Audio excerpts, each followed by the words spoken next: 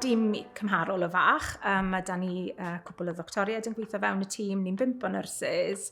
Mae da ni therapist celf a occupational therapist. A mae da ni hefyd wasanaeth tîm hospice yn y cartre. Bob wythnos ar fore di Mawrth, ni'n cwrdd fel tîm. Pwrpas y cyfarfod tîm yw fel bod ni'n gallu trafod y referrals newydd sydd wedi dod mewn i'r system, fel galluogi ni i weld ble mae'r angen fwyaf o ran cleifion a'i teuluoedd nhw a neu siŵr bod y person iawn yn gweld y claf a'r teulu hynny. Byddwch chi'n clywed sawl iaith o fewn y cyfarfod yna.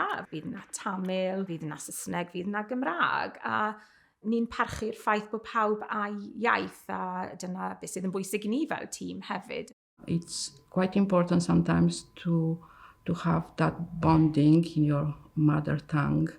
With the patients, most of the time, you can see a big smile on their face where you know that, well, actually, they like to speak in Welsh. A simple word like croeso, or bore da, or Ysbyty. And I know that it's a difference between Ysbyty and Ysbyty because it's about, the familiarity with that person. Using those words is actually helping creating a certain bonding with that patient. And even with some of our colleagues, I found quite pleasant when they will try to learn a couple of words in Romanian as well. So I think it works both ways. Communication is, very important in managing patients' symptoms because, if they're not able to understand what I'm speaking to them, and most of the patients, they are actually from rural areas. So mostly what they do is they come into the hospital and, their first language is Welsh. I know a couple of words, about 15, 20 words, like, mainly point and things like that, where we ask for pain management. My nurses are the mainstay of communication for me, actually.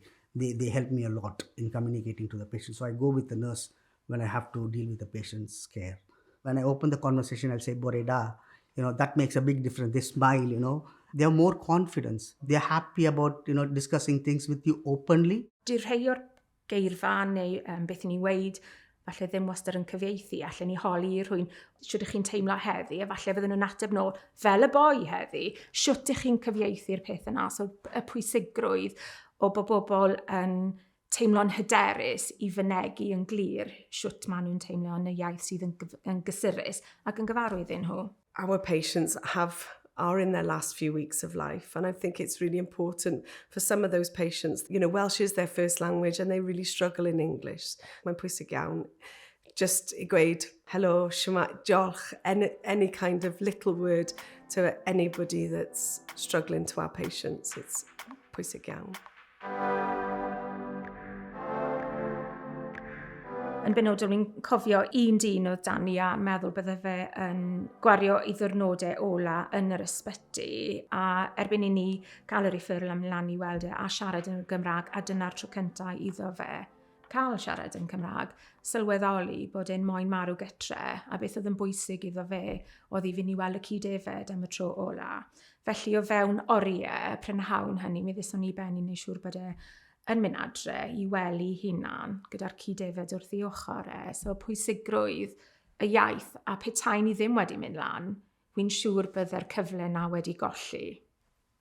We are so privileged that we live in a time when we are so exposed to so many cultures and so many languages as well. It's quite important to know about the culture and the language of the person that you are speaking with. Mae da ni cwt o Dafydd Iwan yn dweud hawl i fyw a hawl i farw yn y iaith sydd yn gyfarwydd i ni ac i gleifion a'i teuluoedd hefyd. A maen nhw'n gweud mae'r cliw yw'r peth ola i fynd. So mae jyst yn bwysig wedyn bod ni yn cael mwy o bobl ar y wards, allan yn y gymuned, a rhywfaint o eirfa Cymraeg sydd yn gallu bod o gysur i bobl.